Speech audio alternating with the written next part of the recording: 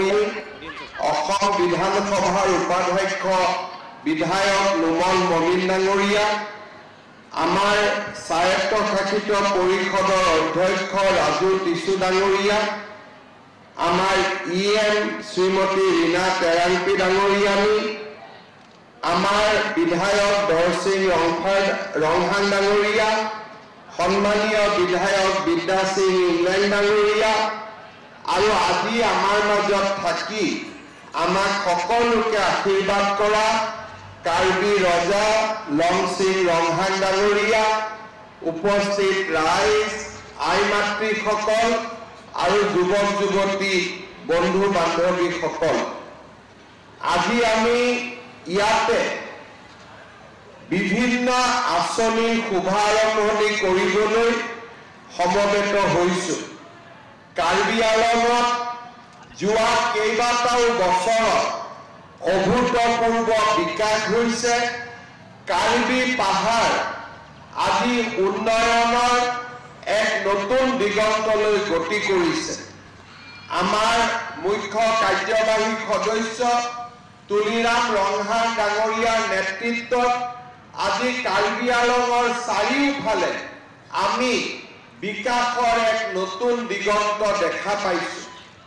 আজি কাৰ্বি আংলঙৰ বিকাশৰ সৈতে সংগতি ৰাখি আমাৰ কাৰ্বি আংলং জিলাৰ অংগনবাদী চেণ্টাৰসমূহত আমি যাতে শিশুসকলক সকলো ধৰণৰ সুবিধা আগবঢ়াব পাৰোঁ, তাৰ বাবে বিভিন্ন শিক্ষণ সামগ্ৰী বিতৰণৰ বাবে আজি আমি ইয়াত উপস্থিত হৈছোঁ। শাৰীৰিক বিকাশৰ বাবে অতিকৈ প্ৰয়োজনীয় উপাদান হৈছে ক্ৰীড়া, খেলা ধূলা আৰু শিক্ষণ সামগ্ৰীয়ে শিশুসকলৰ সংখ্যাগত জ্ঞান আৰু সমস্যা সমাধানৰ দক্ষতাৰ বিকাশত সহায় কৰে। আজি আমি কাৰ্বি আংলং জিলাৰ অংগনবাদী কেন্দ্ৰসমূহৰ মাজত অত্যাৱশ্যকীয় সামগ্ৰী, কিতাপৰ চেল্ফ, চিত্ৰাংকন, কাৰ্যকলাপৰ কিট, শিক্ষণ আৰু খেলাৰ kit, non magnetic writing board, duster, marker, pen, display, pinning board, medicine kit, pre school kit, Anganwadi কৰ্মী আৰু সহায়কাৰীৰ বাবে ইউনিফৰ্ম, প্ৰি স্কুল ইউনিফৰ্ম আৰু পানী ফিল্টাৰ আদি বিতৰণ কৰিম।